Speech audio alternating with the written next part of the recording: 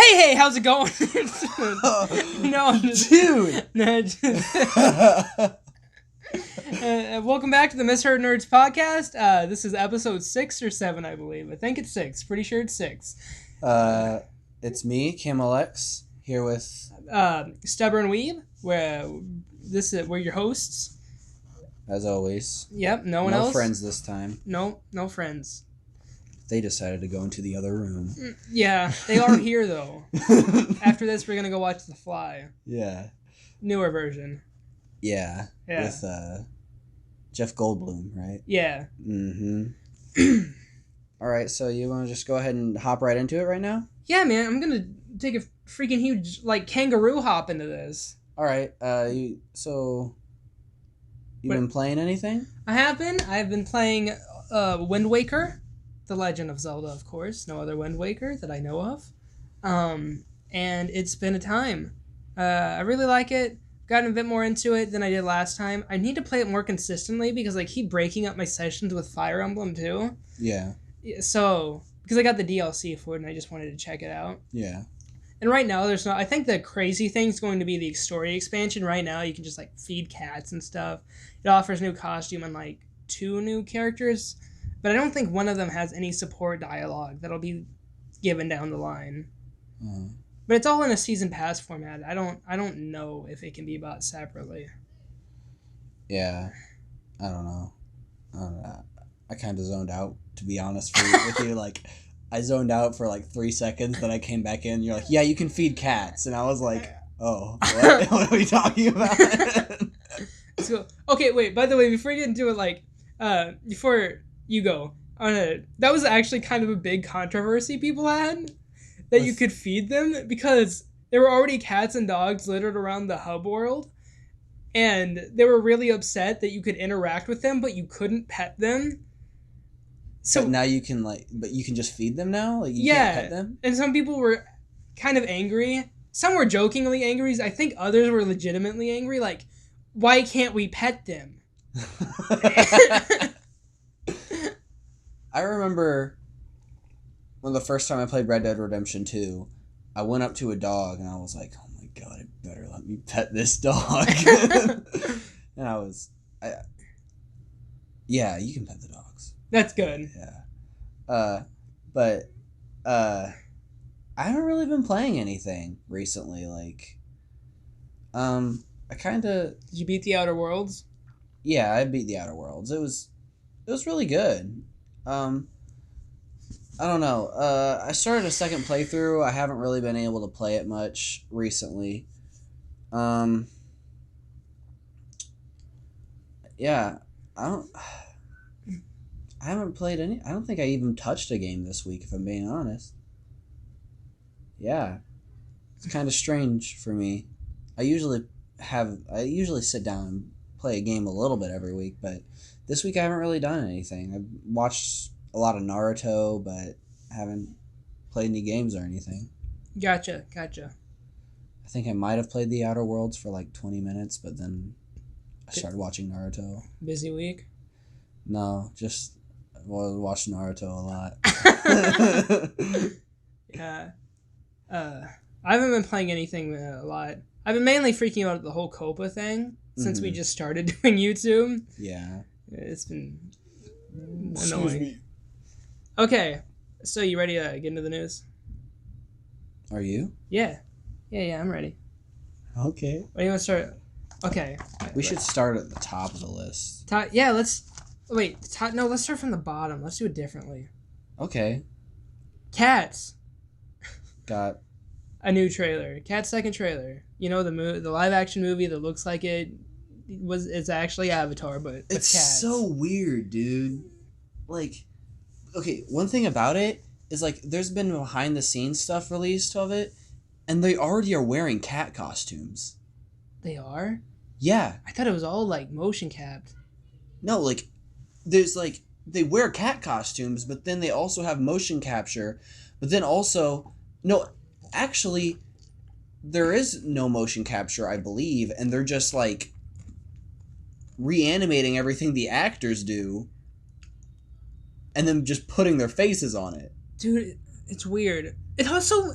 since they have like these humanoid shapes, is it like kind of weird for me to feel like the females are kind of sexualized? Like, it makes me feel kind of uncomfortable. Like they're almost naked, but they're not. Yeah, I don't know. They also have like boobs, but cats don't have boobs. that's never stopped them before, man. I mean, like any humanoid creature they make that's a girl, they just put boobs on it and say, "Yeah, it's a girl." Yeah, even if they don't have any functional purpose. Yeah. Like they're like Argonians from Skyrim Yeah. or Khajiits. They're like, reptiles. Yeah, they're reptiles and like cats, literally. Yeah. But like they don't have any like I don't think that's where they would feed their babies, right? No, reptiles don't even produce milk. No, they don't. They like That's so weird. And then like aliens and stuff, like in movies and everything, like the girls will just have like lumps on their chest. They can be completely like naked, but like the girls will just have like a bump right here in their like bosom. Yeah. It's weird. Isn't that bosom your butt? No, it's your chest. Oh. I used to think that too. Well, what's bosom? Well, like, what? This is your bosom right here. Is there something like some like Your word tuchus? I could get? No, I wasn't thinking of that word. I guess I just got it wrong. Buttocks? I don't know. See, this is not child-friendly content. Oh, definitely not. We're talking about butts and boobs. Dude, that'll actually attract 13-year-olds. See, that's the age gap right there. Oh, whoa. Yeah, but about that Cats trailer, like, everything about it just seems kind of weird to me. Like, kind of wonky. Dude, does it slightly remind you of the Polar Express? A little bit. But then, I don't know, but then you can tell that everyone is an actual person. Yeah. Like, it's not just... I don't know, dude. It's weird. The environments look really pretty. I like the city environments. I don't like it when they're in the house. They're, like, rolling around in the bed. That makes me feel uncomfortable. Sometimes it kind of feels like it's trying to be porn when they're, like, wrapping themselves up and, like, bells and stuff. I don't know, dude. Some kinky crap. I don't know.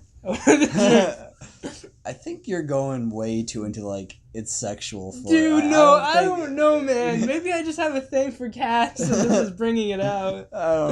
I'm sorry you had to find out this way. One thing about it, though, is that I've noticed that they have, like, a lot of, they have Taylor Swift in the movie. Yeah, I think she's, like, is she supposed to be one of the main characters? Yeah, and then, Rebel something, I forget her name. I have no clue. She's I think she was in Pitch Perfect. Oh, yeah, the bigger one. Yeah. Yeah.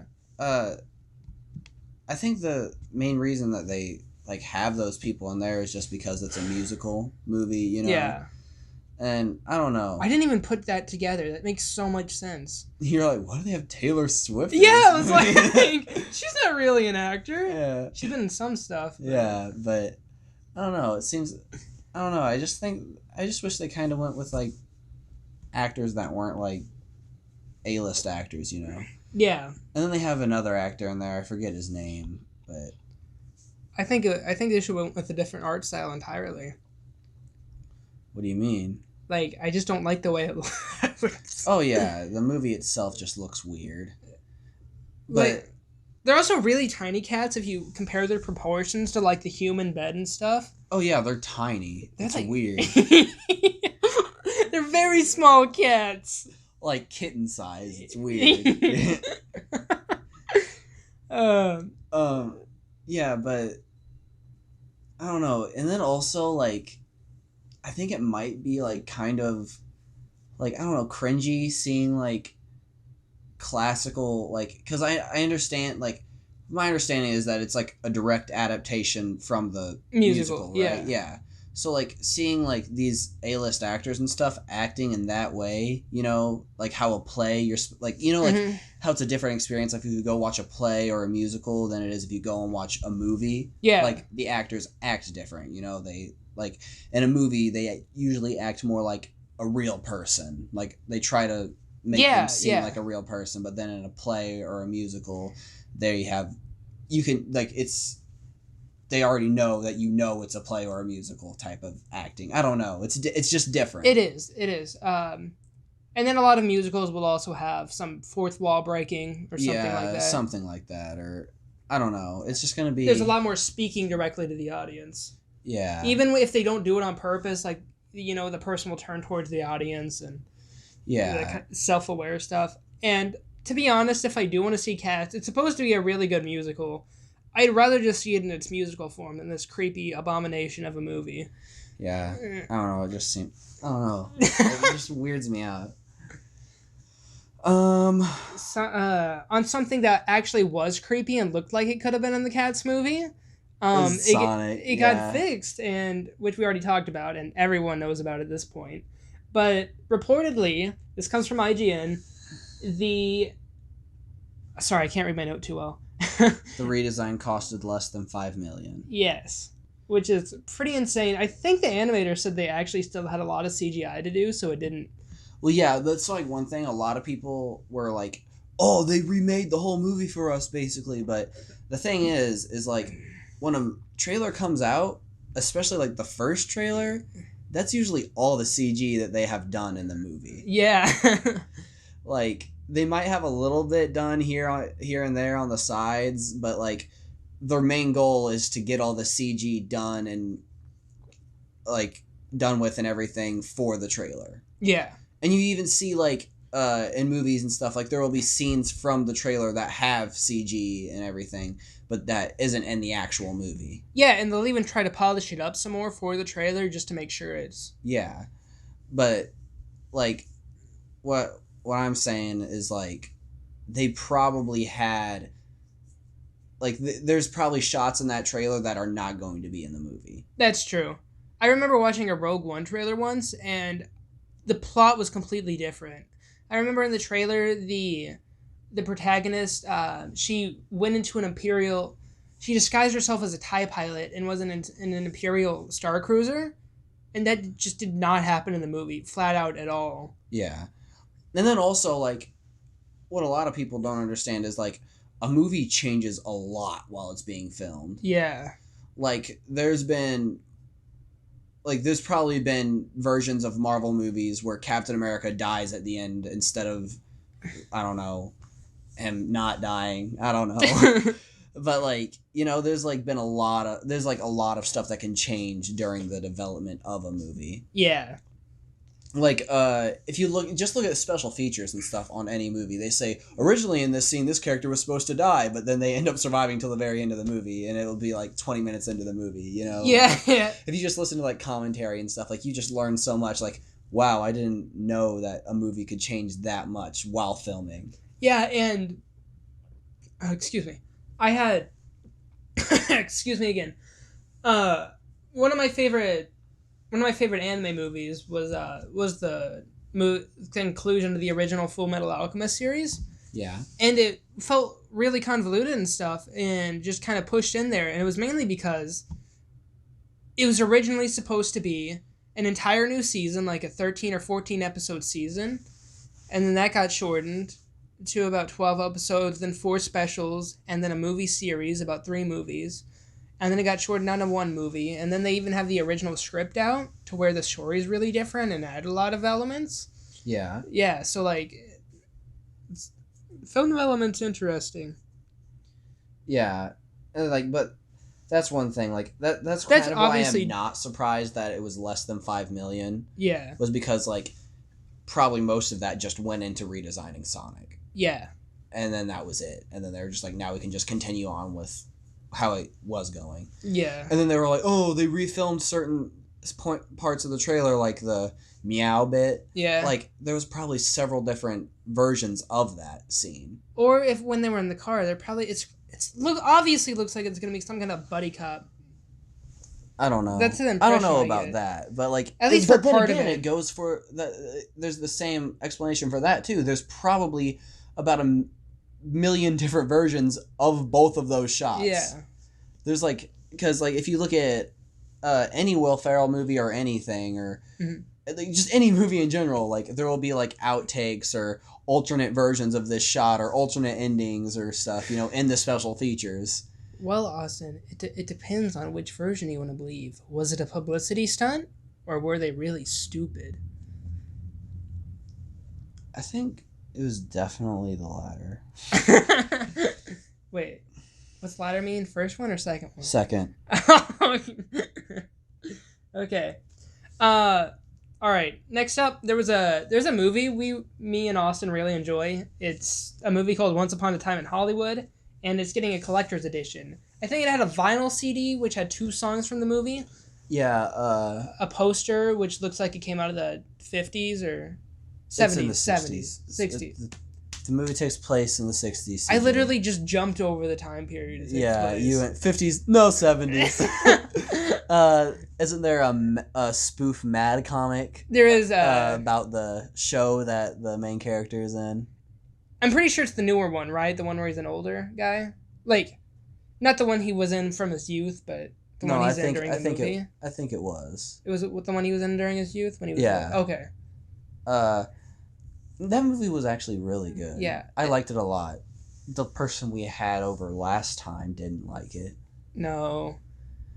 Isn't she the one who wanted us to go watch it as well? She was, and she was let down by it. She was like, no. It wasn't historically accurate enough.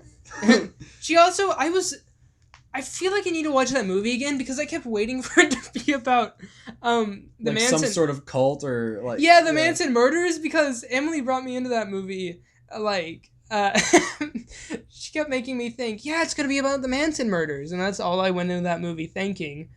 And then I got this weird story about this guy getting depressed about how old he was getting and not being able to find work, like jobs, and yeah. Yeah, and Brad Pitt just playing his cool dude who didn't really care what happened. Like, if he could find me a job, cool. If not... Yeah, and then he beat up Bruce Lee at one point. He just threw him into a car. Yeah, people were actually really mad about that. Why? Because, like, they thought it was, like...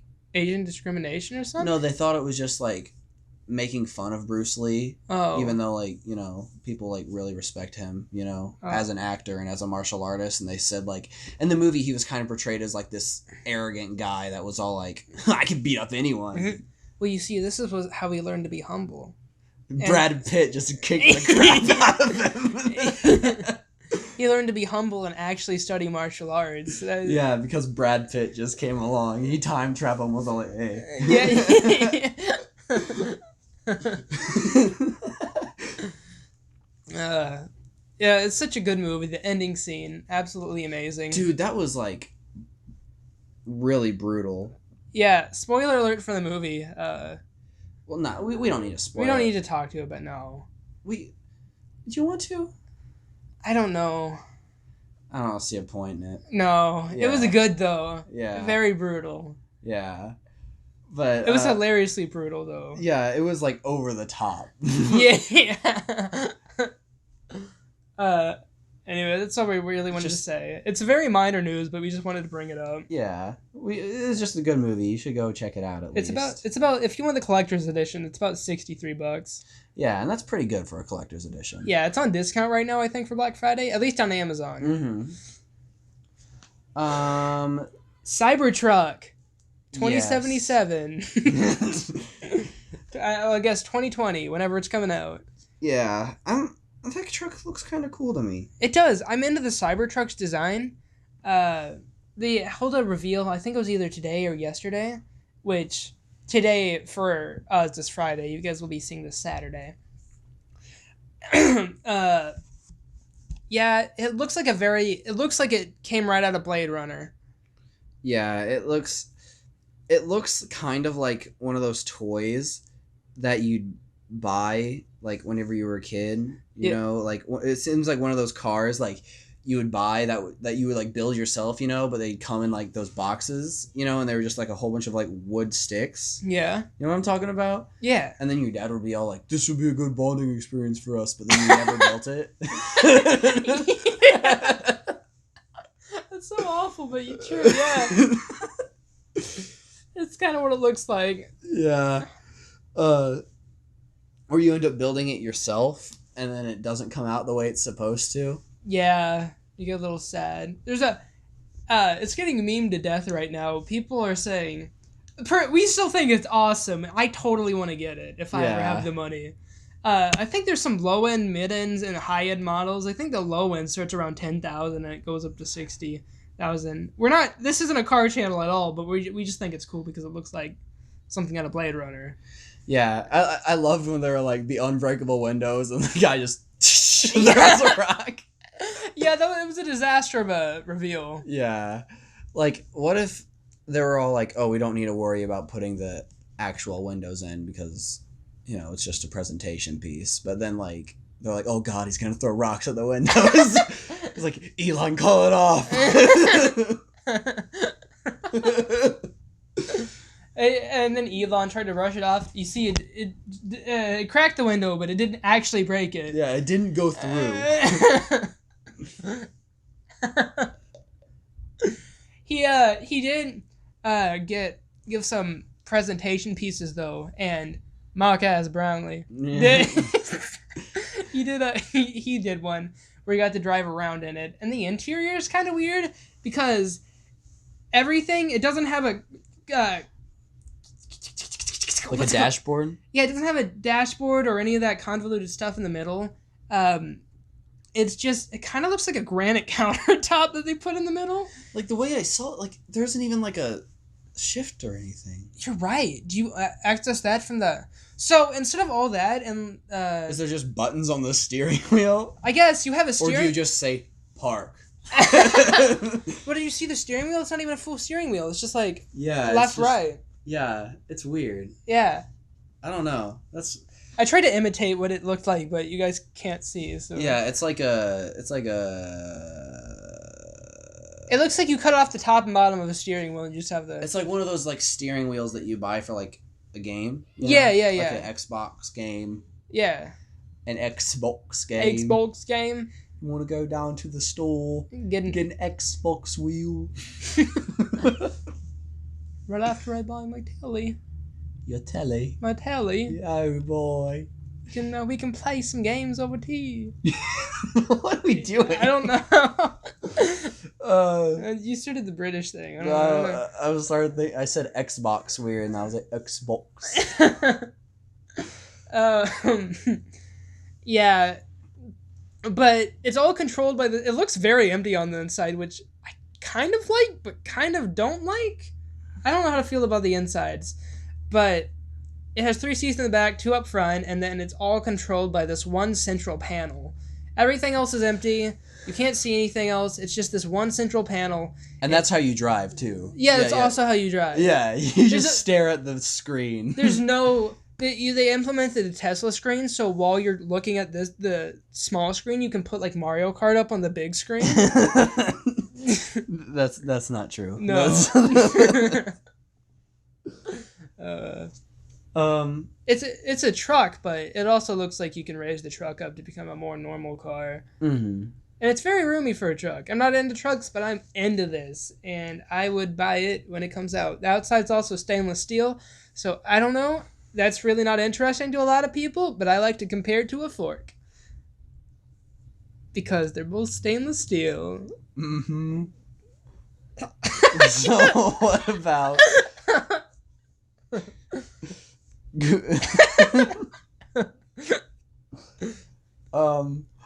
What about Google Stadia stuff going on? Oh, it's awful. People say it's not working good. People are saying... I've seen some videos where like, yeah, you just get some mild frame drops. And then they're playing and it's...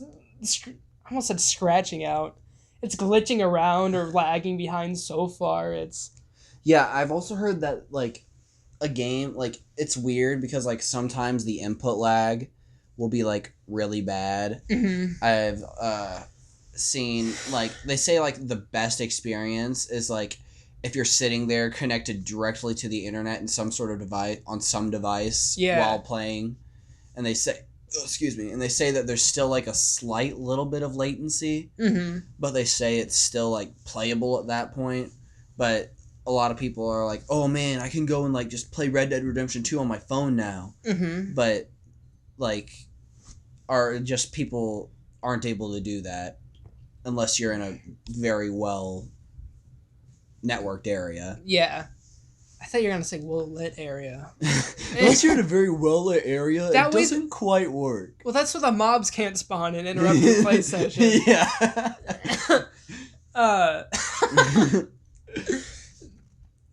But no, people say it's really bad.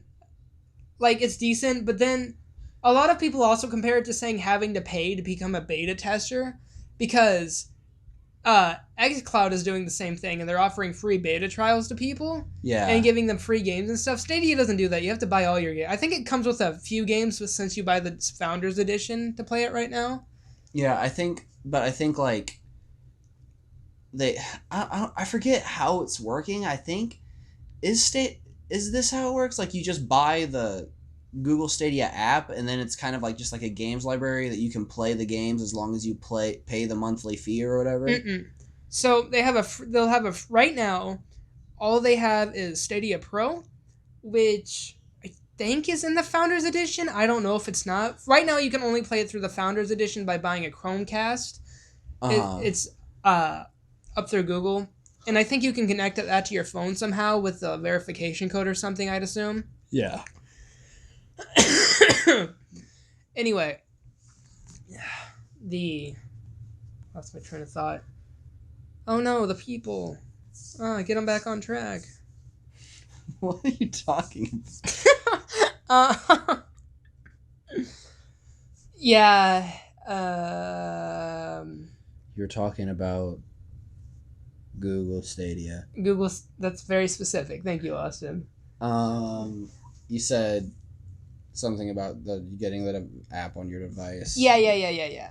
So you get that. I said that, but I still don't know where I'm going with this. So you get that, and then you'll put it on your phone.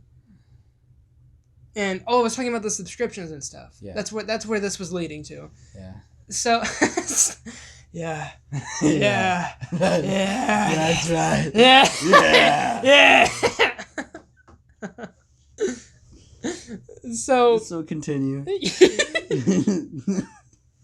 So when you get the app, I think right now you can only purchase it through the phone app. I don't think there's any other way to get games. The Stadia Pro, you'll get like 3 or 4 games a month, but I don't think you get to keep them. I think it's just free streaming for that month.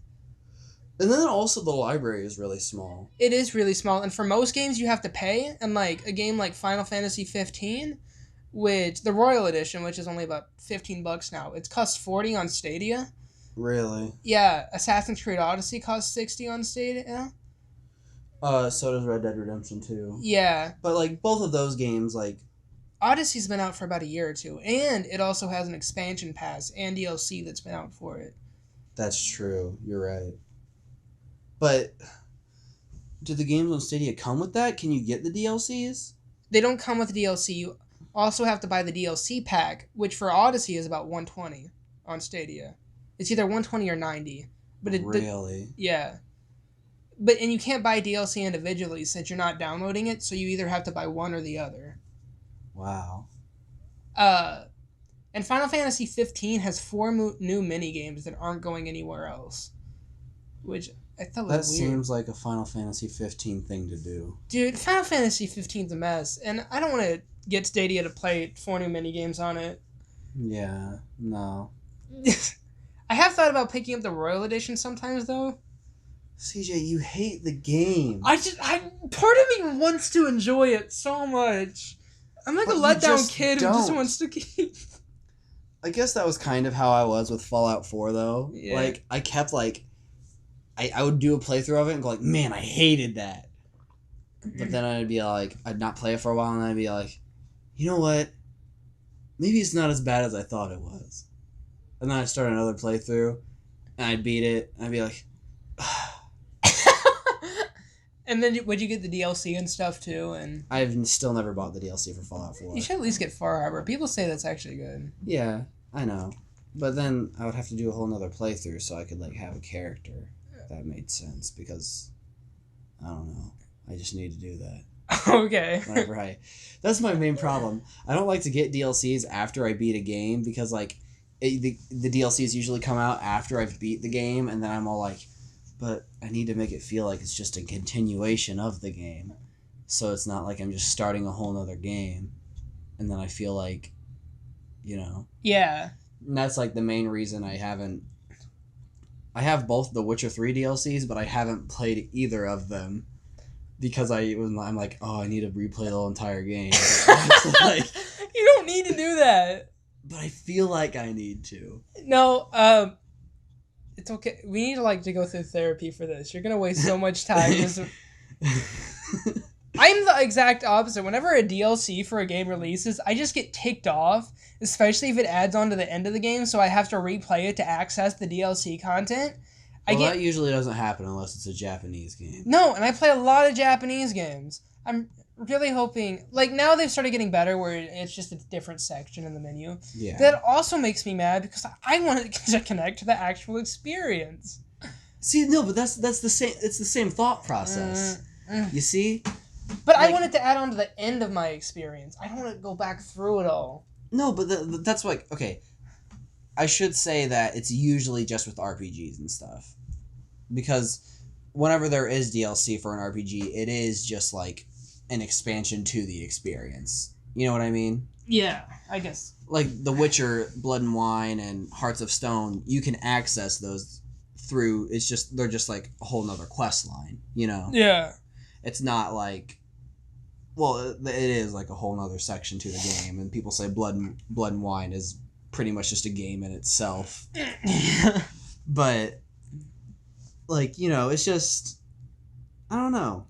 It's just one of those things that I do. Bethesda games and stuff, it's not that bad, because the stories are usually manageable and stuff, and I don't know. It just depends on the game. Dragon Age Origins, I recently bought, the Ultimate Edition. I think you were there when I bought it. Yeah.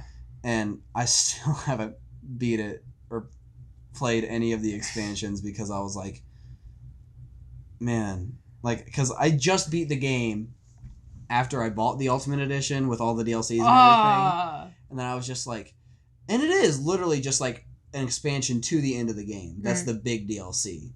That's the big part. But then there's also little things it gives you new armor sets and stuff right when you start the game. That kind of stuff that you generally get with an RPG.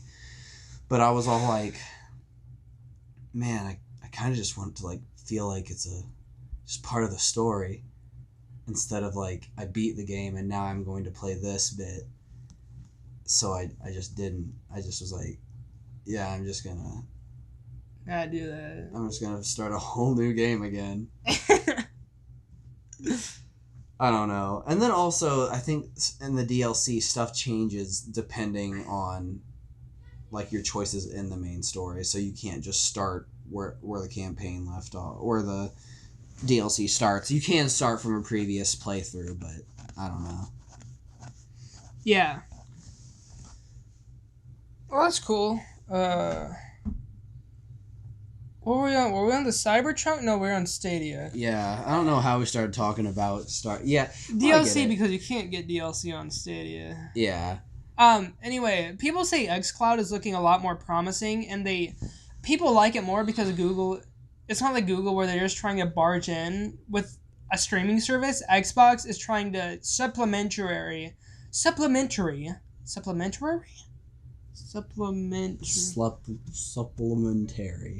Sure. You know what? You guys know what the word we're trying to say is. They're adding supplementarily. They're adding it with the Xbox console system. They don't want to do away with systems just yet, and they're adding it there just to kind of go along with it. And so is PlayStation with their phone app. And everybody's kind of cool with that, and it works better anyway. Yeah. I think that's the thing is I think Google would have had a better I think Stadia is just not really going to take off at all. No, it won't. And the games are too overpriced. Oh yeah, and then also the library just isn't there. I don't know.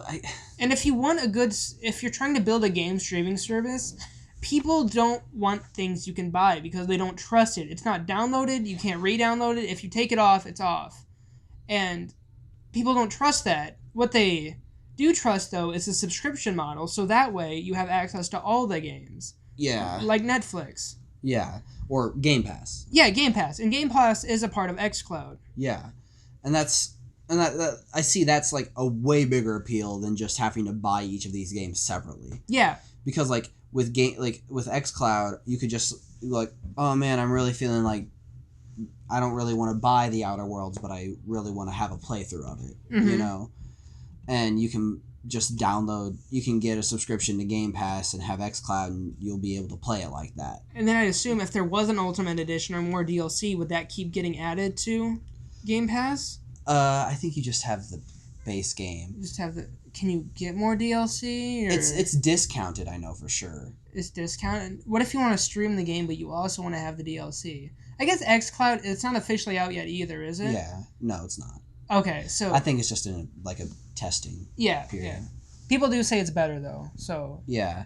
But that, I see xCloud is way more appealing to me than Stadia is. Oh, yeah, because it already bundles with everything else you have. You already have Game Pass. I have Game Pass Ultimate. Yeah, and with Gold, yeah. Yeah. And I also really like that my Game Pass Ultimate, I went ahead and purchased it for a month. But then it was all like, we'll just go ahead and transfer your remaining Gold subscription into Game Pass Ultimate as well. And they do that with everything Does as well. it discount your Game Pass Ultimate subscription? Yeah. So, basically... I just was going to buy Game Pass Ultimate for a month, but then I was like, would you just like to transfer the remainder of your Gold months into Game Pass Ultimate as well? And I was like, well, yeah. Why give me the choice? Just do it. Yeah. So now instead of having Game Pass Ultimate for just a month, I have it until, I think, the beginning of next year. Pretty sweet. Yeah. Okay. So, yeah. That's pretty cool. Not Stadia, but Microsoft. And then, new Half-Life game.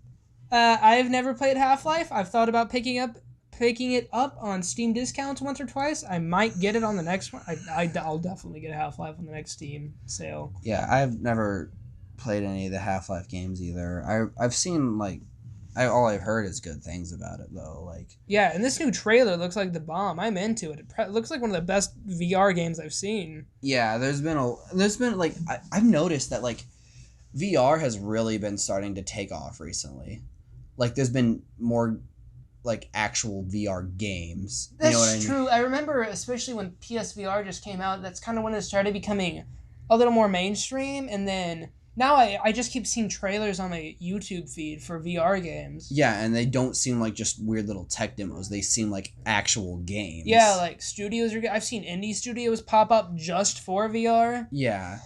And this actually seems like it's going to be a full-on game. You're going to be able to sink hours into it. Yeah, I don't think I said it yet, but the game's Half-Life Alyx. Yeah. With the Y being a little upside to lambda, because that's the Half-Life thingy. Yeah. There's the... we talked about it last podcast, but the Five Nights at Freddy's VR, Help Wanted. That game, people... Better than the actual games, right? Yeah, people say it's, it's freaking awesome. Because, people are literally sinking, 15, 20 hours into the game. And, that's never been heard of in a VR game. Yeah. We're too poor for VR. Yeah. But, I think it's, just really cool, that's a possibility that people have now. It is, yeah. I'm still waiting for that trackpad system to come out, where you can, run them. What? How there were those companies developing those no-friction trackpads where you'd put on these special socks and you could run in place? Oh, yeah, and it was a weird little convex thing and you're by your feet and you're locked in at your hips and you would just run. Yeah.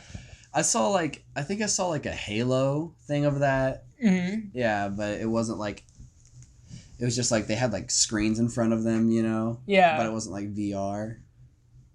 I think that was before VR headsets became a thing when I saw that. Yeah, but the game looks like it's going to be really cool. Yeah. It's gotten me interested. Yeah. I'm definitely going to watch a playthrough of it, probably. Probably. Yeah, I've seen people making memes about it, this is what happens when you stop calling Gabe Newell fat. Wait, what? People were really mad. I remember especially back in around 15 or 16 when the Half-Life 3 thing was at its peak. Oh, yeah. And people just kept making fat remarks about Gabe Newell, that fat piece of crap. He won't make Why? I don't know. People were getting really angry about Half-Life 3 not coming out. Is People this still... like an expansion? Is this like... Is it? I know it's not a Half-Life 3, but Yeah. it's like an expansion to the universe. Yeah, it's definitely canon. Yeah, that's cool. At least people are getting more Half-Life. Like I said, we've never played it, but I'm pretty sure Alyx is a main character. Yeah. I've seen her in some of the screenshots of it. Yeah. Pokemon! Sword and Shield!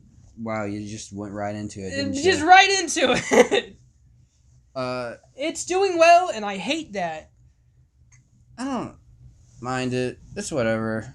Well, you're not into Pokemon. I was actually really hyped for this game when it came out.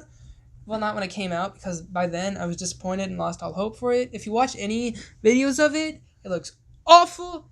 It looks like they got really lazy. They just don't have backgrounds for some of the battles, Austin. Like, they just don't.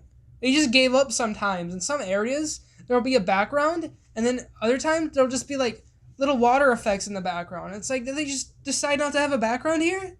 Are they that lazy? I think the thing is like, okay, I do think it's like, there's no excuse, because like there's like, this is like a console, like one of the first Pokemon games on a console, And right? Game Freak is like loaded, dude. Yeah. And the thing is like, and then they like said, oh, we're taking out all of these Pokemon to really improve the animation quality, and It's still trash. yeah, and they just reused animations and stuff as well. Yeah, the Pokemon don't kick when they use the move kick. They just jiggle the the model now, I guess. Yeah, I don't know, dude. It's just like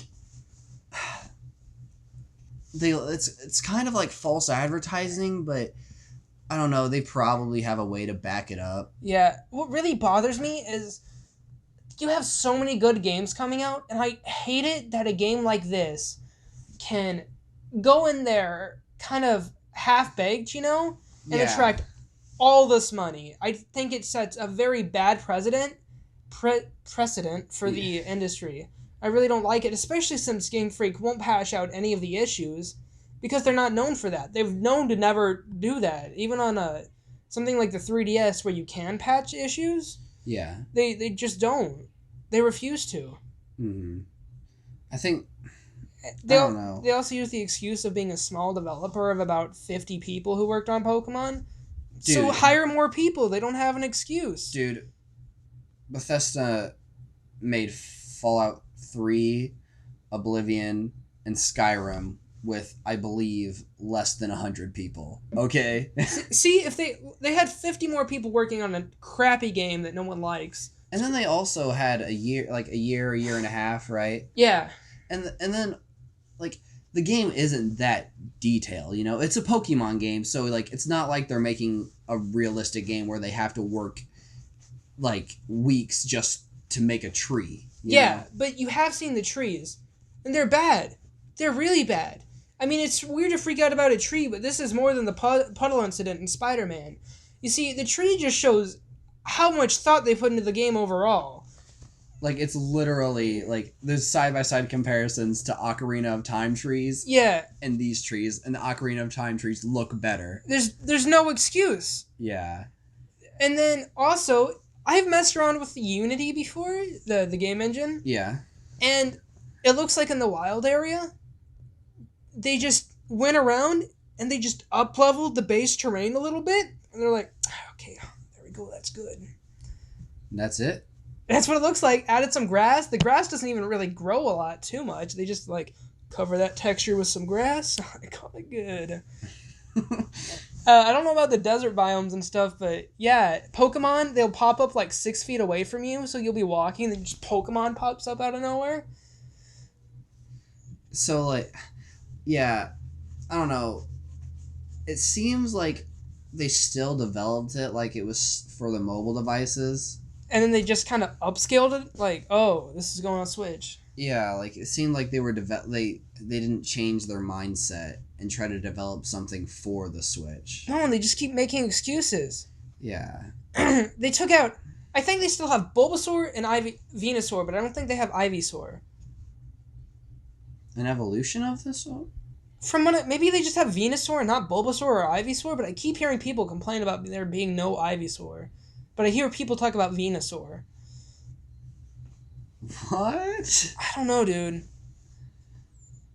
That'd be really strange if they just took out evolutions. Yeah, I haven't played the game yet, but okay, I've seen some videos and I don't want to support it. The towns look beautiful and amazing. So do all the character models.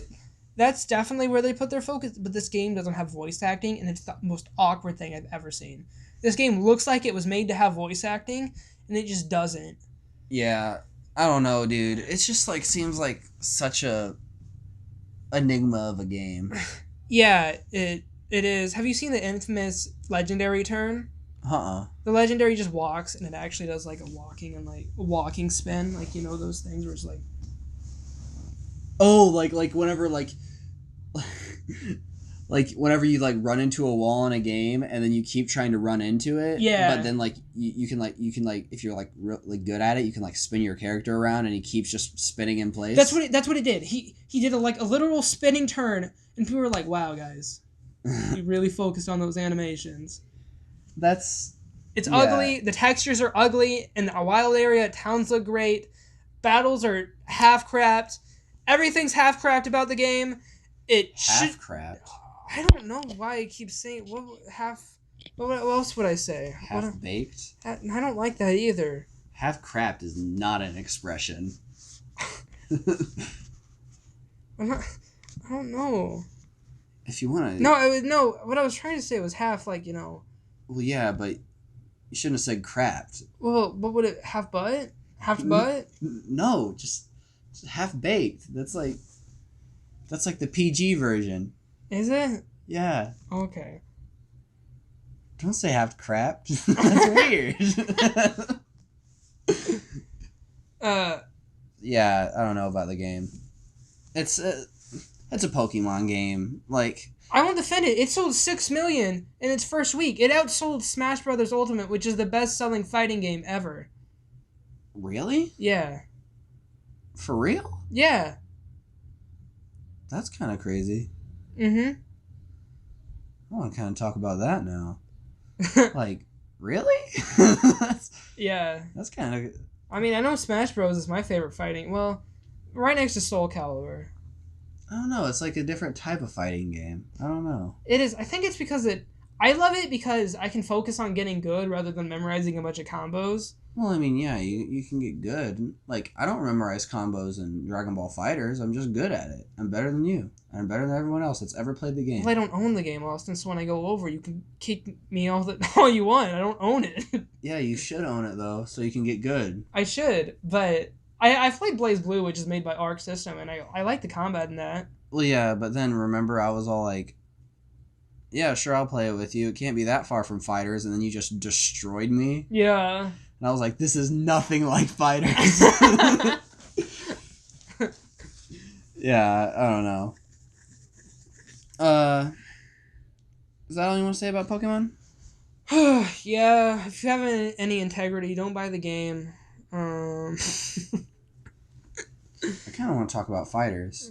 They recently announced that Broly was going to be in the game, the new Dragon Ball Super Broly. Oh, I saw that, yeah. Yeah, dude. And he looks like he's going to be freaking fun as all heck to play as. I love that game. Dude, just say it. This is not content for children. Broly thick? Yeah, man. Broly freaking thick. He is. He's actually kind of adorable. I'm just saying, like, in the new movie, the Broly movie, Dragon Ball Super Broly, he is actually kind of cute. I'm not going to lie. I'm just glad. He's just such a kind boy, and then, like, his dad's all like, Broly, kill them! And then he's all like, Rah! And then he starts trying to fight and stuff, and then he goes all anger, and then he goes all anger? Yeah, and then they're all like, oh man, we gotta kill him, and then the other girl's all like, no, we wish Broly didn't have to fight anymore, and then he goes back to planet, Vampa, and then he's all like, huh? What? Where am I? And he looks so, like, innocent and, like, confused. And it's kind of adorable. He's just so cute throughout the whole movie. Like, his innocence is really cute. Like, you ever seen... Like, he himself as a character isn't cute. But, like, how he acts, and he's just so innocent and childlike that it's kind of adorable. Yeah. Like Vegeta. Yeah, like Vegeta. Definitely.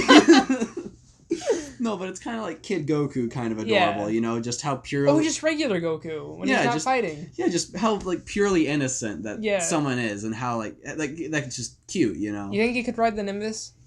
Broly? Yeah. Yeah, I think he could. Because like there's like this story in the movie where he talks and it tells about how he used to have this giant monster that was his only friend. And then his dad was all like, "No, you can't play. You're supposed to be training." And then he shot the monster's ear off. And then Broly was all like... And then the monster never would play with Broly again because he was scared that he would get his ear shot off. That's a fair... So then Broly just took the ear and now he wears it as a belt. That's kind of weird. Is he at least not angry at Goku for crying as a kid anymore? Yeah, no, they fixed that. Okay. That was the stupidest thought motivation. It was hilarious, but it was... Yeah, I just loved, like how, like, that would just trigger something in his head. Like, he's like, "I had a baby cry next to me when I was a baby." And he's like, "Kakarot." It just screws up your entire life. Yeah, it just makes everything unbearable for the rest of your life. A ball of hatred and anger. Frozen 2. Reviews. Negative. That's exactly what the note thing says. And little brackets. And little... Negative. What are they called? Parentheses. Really? Those are called parentheses? I thought they're parentheses. Those are quotation marks, yeah. Parentheses are these. Yeah. Little circle, half circle things. Oh my... Okay. I had to think about how to put my fingers. Anyway, I was kind of hooped for Frozen 2, you know what I'm saying? Yeah, definitely. Yeah. The trailer got me excited. I didn't really like the first movie. I'm more of a Tangled guy. Yeah, Tangled, I think is the superior movie. Any educated person would think Tangled is like a superior Disney movie and just good movie overall. Yeah. It's like... It's like Bill and Ted's Excellent Adventure to Bill and Ted's Bogus Journey. They're both good movies, but Bill and Ted's Excellent Adventure is clearly the superior movie. Exactly. Yes, definitely. Except, characters were better in Tangled. Plot made more sense in Tangled. How did the plot not make sense in Frozen? Well, I just didn't like it. Yeah, I'm gonna go see it tomorrow. I'm gonna really know. Same. Should we put up our own review for it? Our own discussion? Possibly. All right. Yeah, but I'm gonna go see it tomorrow. I didn't know I was gonna go see it. Our friend Michael, not gonna say his last name. He came over to my house apparently whenever I wasn't there and was all like, "Oh, I know Austin." And then I was like, "What?" Like, well, I wasn't there, but my dad's girlfriend was all like, "Yeah, this guy Michael came over today, said he knew you." And I was like, "Michael who?" And then she didn't know his last name. Yeah. So I spent my whole entire day going like, "Who's Michael? And why did he leave money for us to go watch Frozen 2? Did you find out? Yeah, I figured out it was him, but... Was it the one who... What? Does his... You know what I'm saying? Not quite. We can talk about it afterwards. I don't know what that head bob meant. Does his... Wasn't anything sexual, I promise. Yeah. So the news we're actually going to talk about is the reviews being negative. Kind of. No, mainly negative. You get those Forbes review and stuff that they put in the trailers and say it's good. It's getting about a 6 out of 10, which isn't too hot for a movie. If this was a game, no one would play it. If it was a game, it would probably have a cult following or something. Yeah, dude, games, have you realized that how they are on game ratings? They only go through 7 to 10, and no one touches below there unless it's a bad game. Yeah, it is weird. Is it just me, or is it worse to have an average game than a bad game? Maybe average, because I've been playing through Sonic 06 just for the giggles. Yeah, if you have just an average game that nobody talks about, then you're just kind of well, I guess nobody's gonna buy our game. Yeah. That, like, if it's a bad game and people know it's a bad game, there's gonna be those people that buy it just so they can see how bad it really is. Yeah. I usually do it only when it's on discount, but... Well, yeah, but, like, I'm trying to think of, like, just an average game. Remember Me. What's that? See? That's how average it was. People actually make a joke. It was a game for the PS3 and Xbox 360, I think, but people make a joke saying, everybody remembers Amnesia, but nobody remembers Remember Me. Oh, is that, like, another horror game? No, it's an action sci-fi adventure in France. Paris. You get to see a techno Eiffel Tower. Really? Yeah. That sounds kind of dope. The art direction was amazing. I've been thinking about picking it up. I'm trying to think of an average game. Mirror's Edge Catalyst. Yeah, that's just a very average game. Yeah. Like, it's not a bad game, but it's not a great game. So, like, just kind of went under the radar. Yeah, the first one was unique in what it did, and the second one wasn't really, and it disappointed a lot of people, and no one talked about it. Yeah, but, like, it wasn't like it was a bad game. No. Or something like the Skylanders games. I don't know. Yeah, they started off big, but then over time, they were like, okay, we get it. Yeah, and they just were average games. Same with Disney Infinity. Yeah, Disney Infinity. What else? I'm trying to think of average games, but it's really hard for me to remember average games. However, I can remember plenty of bad games and great games, but no average games. Yeah, like Anthem, that was an awful game, but people remember it. Yeah. Although people won't buy bad games if they're the type of live service game Anthem was, because it just doesn't work for them for some reason. Well, yeah, of course it won't, because then there's no reason to play it for the giggles. Anthem was just a bad game because of the content reasons. It wasn't gameplay or glitching and stuff. It was just... I've seen clips from the story, and it's like the cringiest thing I've ever watched. Yeah, it's just the content and the story and stuff. It just wasn't there, you know? Or unless you have a bad game like Scumwise, EA, you know. Yeah. It's got to be a certain type of bad game, definitely. Yeah. But, again, with movies... But going back to movies with that same mindset, there's plenty of people that will buy a bad movie to watch it. Yeah, yeah. And I think there's, like, no real, like, average movie. Like, you know, like, I think movies are either just good or bad. I don't know. What about the new Pet Sematary? Yeah, that would be an average movie, I guess. It wasn't, like, good, but it wasn't bad. I didn't hate it, didn't love it. Yeah, it was just kind of like, that was alright. Yeah. I don't know. I guess I've watched a lot more movies where I was like, it was all right, than like, oh my god, that was the worst thing I ever saw, or like, oh my god, this is life changing. Is it just me, or movies like more like, if you watch a movie that's really good, you're all like, I think I'm going to change the way I live now. Than like if you play a game. I don't know. I think I see more with games, but I've always noticed I'll come out of movies that way too. I'll come out of the theater like, man, my life's going to be different. And then I wake up the next day and I'm like, I'm going to not do that. I don't know. I'm trying to think of a game that I've played that's really given me a big emotional impact. Final Fantasy 13. Really? I've never played it. Oh. I have it. I'm going to play it. Okay. Persona 5 maybe. Persona 3 definitely. It was all about death and how short your time is. So like, kind of made me really step back and think, wow, I've kind of forgot about that last time, but now it's kind of coming back. It's heavy. Now it's getting heavy. Yeah. What? Just call me Artemis Fowl. Oh my god, shut up. That was the worst song ever. One game that I really think like hit me emotionally and like really changed how I thought about things. Probably Dragon Age Origins.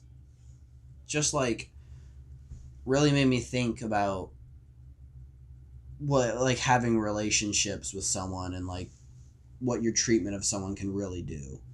Here's a present. Shut up. No. But like, you know, like if you're like I think Dragon Age Inquisition did the companion thing better, but overall it wasn't as good of a game. I didn't like the companion system. Why? I just didn't like it. What do you mean? What was wrong with it? I don't know. I just didn't like it. I didn't like Inquisition at all. I hated that game. I didn't mind it. Like, Dragon Age 2 was literally one of the worst games I ever played. I bought it because I was thinking, I'm like, it can't be that bad. People say it's really bad, but it can't be that bad. And I was playing it, and I was like, oh, man, this is really bad. Oh, you gotta get Nier Automata, dude. It makes you think. It does? It does. That's I really like that about games. Kingdom Hearts, it made me think a lot about friendship, if I'm gonna be honest. Yeah. I can't think of anything. Like, I just play a lot of RPGs and stuff. Like, I don't know. I think it, like, just me playing a lot of RPGs has really made me realize how much my actions really do matter, I guess. You know, except Mass Effect Andromeda. Nothing mattered in Mass Effect Andromeda. Fallout 4. Yeah, Fallout 4. And nothing.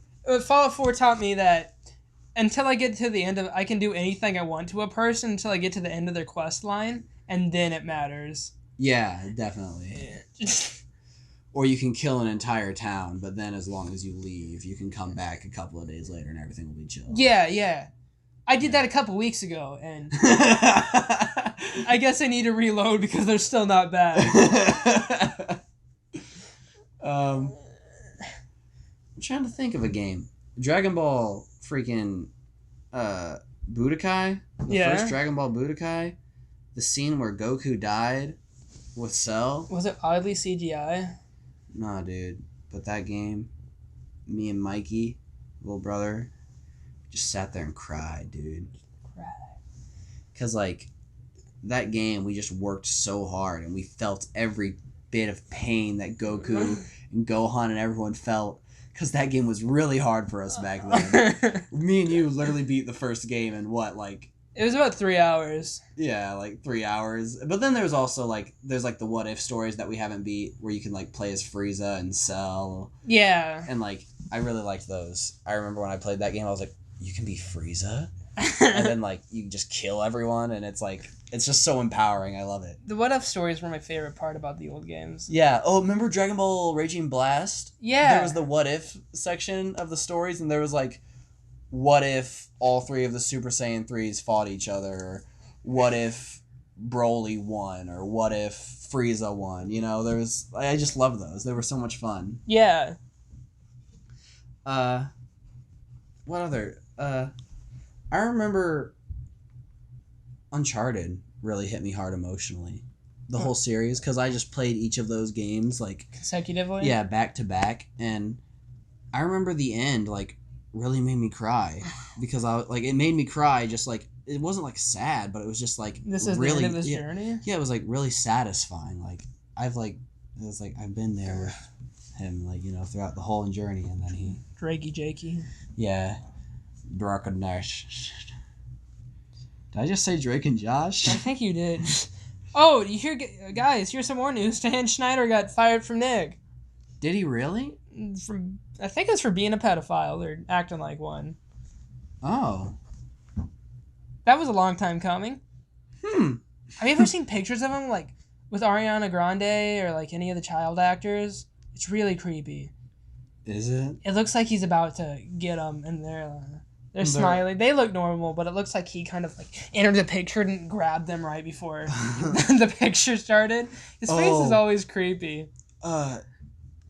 One of our friends, I'm not going to say names, but they showed me a picture today of them with someone that turned out to be a pedophile, and they said they always made them really uncomfortable, but, like, the picture, they're, like, staring down at them and, like, smiling really weird, and then they're just a little kid, and they also look very uncomfortable, and I was like, whoa, that's weird, dude. Yeah. You want to end it there? Yeah. Talking about pedophiles? All right, guys. So for the end of this, leave in the comments. Let us know your favorite pedophile. Oh, recommendations. We forgot. Yeah. Yeah. Recommendations. Okay. So for you guys this week, if you are a fan of Death Note, I recommend Death Note, Another Note. It's a side story and book. It is not a manga, but it takes place. It's a prequel to the series. It takes place. It's called the Los Angeles BB Murder Cases, and it takes place with Naomi Misora, which was in the anime for a little bit before something happened.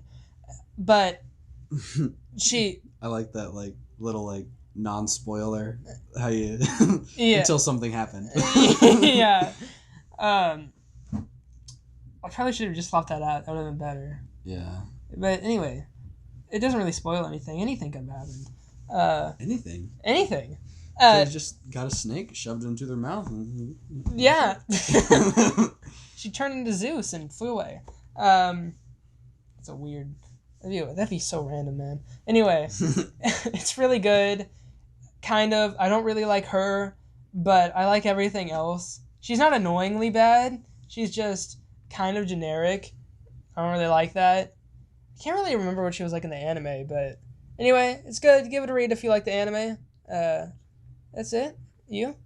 I'm gonna recommend some of Edgar Allan Poe's short stories because, recently I just read several of them, and they get really weird. There's some really interesting ones. There's the classic one about the old man with his eye.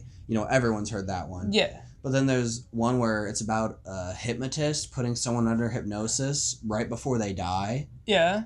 And then the person staying in a weird state between life and death. Like a limbo kind of? I don't know. It's really interesting. I really liked that one. And then there's one where a guy was obsessed with his sister, but his sister died. Mm-hmm. And then I don't know. I think he's there's weird sexual undertones with the sister. Mm-hmm. It's really good horror short stories. Mm-hmm. And it's just the kind of it makes you just a little bit uncomfortable. That's my favorite type of horror. That it makes you just a little uncomfortable. It doesn't explicitly tell you what's going on, but it gives you little hints. Yeah. Have you the relationship between the dad and the daughter in the first new It movie. Yeah. Where he's you're my little girl, Yeah. It just made you kind of uncomfortable, but you couldn't really tell if anything was going on there. Yeah, and you also kind of got that in To Kill a Mockingbird between the mean old man who ends up the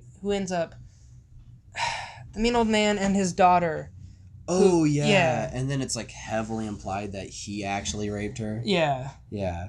Dude, that's such a good book. I recommend that book as well. To Kill a Mockingbird and Of Mice and Men. Yeah. Those are two. Of Mice and Men is the only book I've ever read where I was tearing up at the end. The book was actually making me start to cry.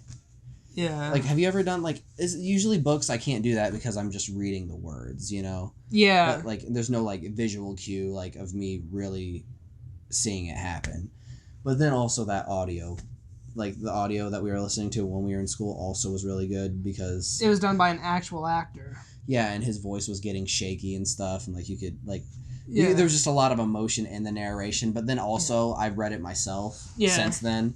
And I did get emotional at that point. I was oh, man. It's just super well written, too. Yeah, I love the book. It's so good. Yeah, it's really short. It should only take you, maybe a week. You could probably sit down and bang it out in, 3 hours. Well, you could, but I'm saying if you have a limited time, maybe 20 minutes a session a week. Yeah, you could. Or if you just want to, get the audio version, you can, listen to it in a car or whatever. Yeah. It's a pretty easy read, too. Yeah. The words aren't too complicated. Yeah. The setting's great. Yeah, it's a fairly recent book, too, so there's no weird nuances with the words or... Yeah, it's set during the Great Depression, so... Mm-hmm. But I think it was written in the... When was it written? The 60s? I think it was written in the 50s or 60s, yeah. Yeah. So, there was also another book we read, Lord of the Flies, which itself is pretty good, but... The wording in it was just kind of weird, maybe because the guy's British and he wrote on the 1912s or... Yeah, it was 19... No. Was it the 40s? He wrote it after World War II. Oh, okay, I couldn't remember if it was... 1912 was before World War I. Yeah, I don't know... Okay, anyway. Yeah, That book was interesting though. Yeah, it was. I don't know how. That movie adaptation that we watched was weird. Dude, I hated that. It was not good. The actors were awful. Never watch any of the Lord of the Flies movies. Yeah. Other than that, I don't think there's really anything I would like to recommend. Just like some really good books, you know. Yeah. Read. You need to read. Reading is good. How about? I'd like to give book recommendations more often, but I'm kind of busy, so it takes me a while to read a book. I'd like to do a weekly book, but I can't promise that. Yeah, I'm. Whenever we went and bought those books at that bookstore, yeah, I still have like not picked up the Iliad and Odyssey. Dude, mine, the Art of War. Like I think I made it about 2 pages in that bad boy. Then I got started on my Death Note book, and like it's just that like there's literally like this much of the book. Yeah. That's just background mythology and characters that you need to know to understand the story. And I'm just like, I don't want to do this. Oh. Because it's like, and the way it's written too, it's not like interesting type of like mythology. It's just like textbook, like reading something out of a textbook type of. That's how it's formatted. Yeah. What the heck, Homer? Why'd you have to suck? Yeah. Well, like to the average person back then, they probably knew all that, so like they could just go start telling the story. Oh, you mean the actual story, but might be written fine. Yeah. No, I was reading it. I read the story and I understood what was happening, but I didn't know who any of the characters were or the background information. Okay. So I was like, oh my god, I have to read all that if I'm going to read this book. So you mean like the introduction was like normal historian dude style writing? Yeah, and I don't mind that. I read that kind of stuff all the time just for my own pleasure. Yeah. It's just that it can kind of put you to sleep sometimes. Yeah, it's just that I haven't been in a mood to read it. Mm-hmm. And then also there's a Corey Taylor book that I still haven't finished and I don't know where it is. I set it on my shelf and now it's not there. And I've asked everyone, they're like, I don't know, I haven't touched your book and I don't know where it went. I think it's A Funny Thing Happened on the Way to Heaven. That's also a really good book. Recommend that. Unless you're religious, don't read it if you're religious. What if you're religious but not in a certain sense? Or just religious at all?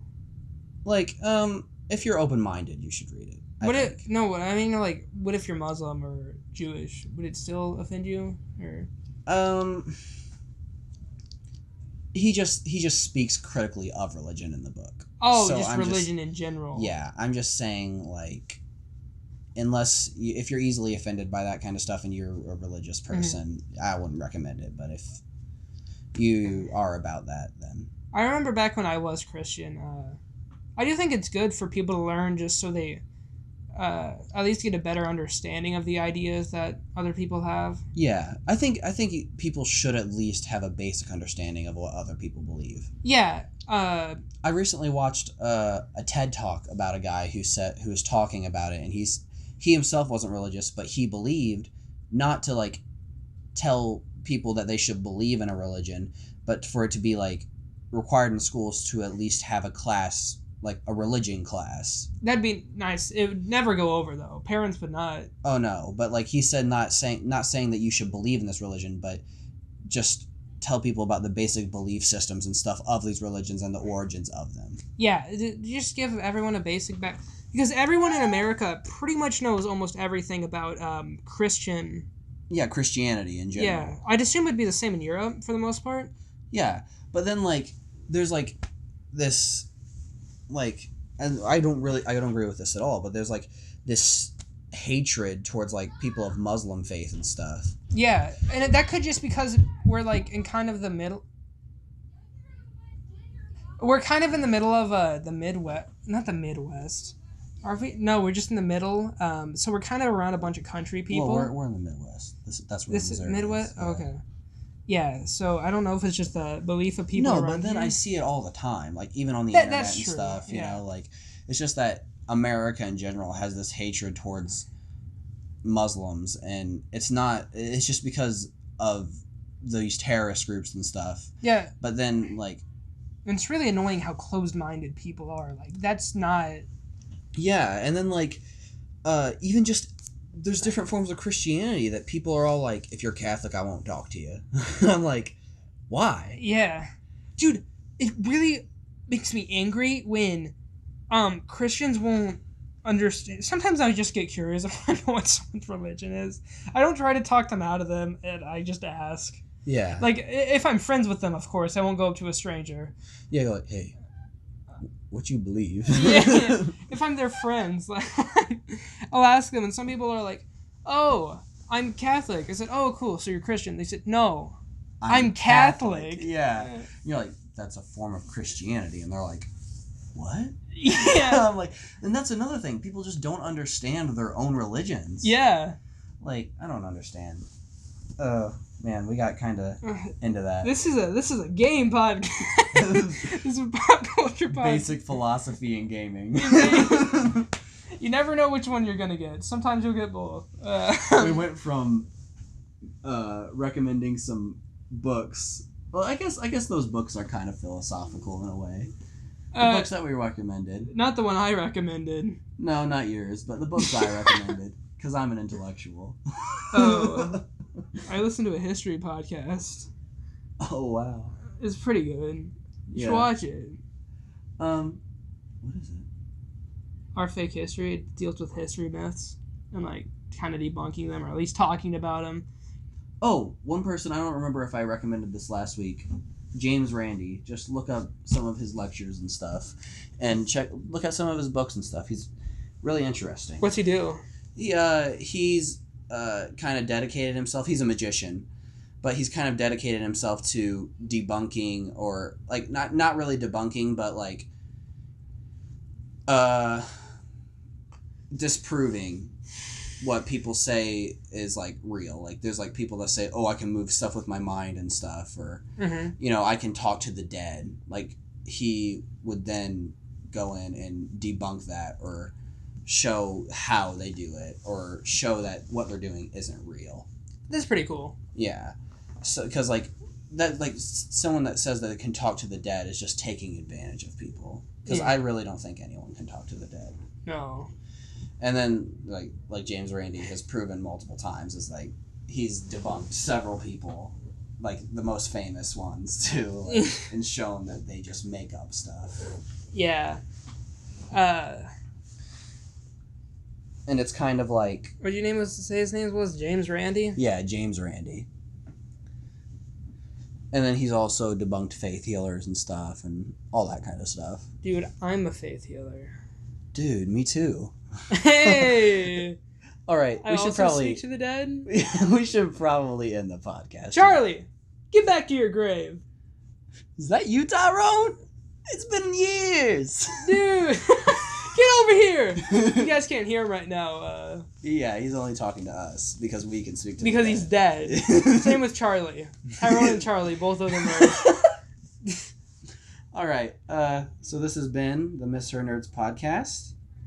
And we're gonna get off here real quick. Okay, bye. Have a good weekend. It's been CAMEL. Oh, I'm sorry. I always forget to do a normal outro. I'm sorry. This has been CAMEL with... I keep wanting to put my old channel plug in. StubbornWeeb. Alright, let's do that again. It's been CAMEL.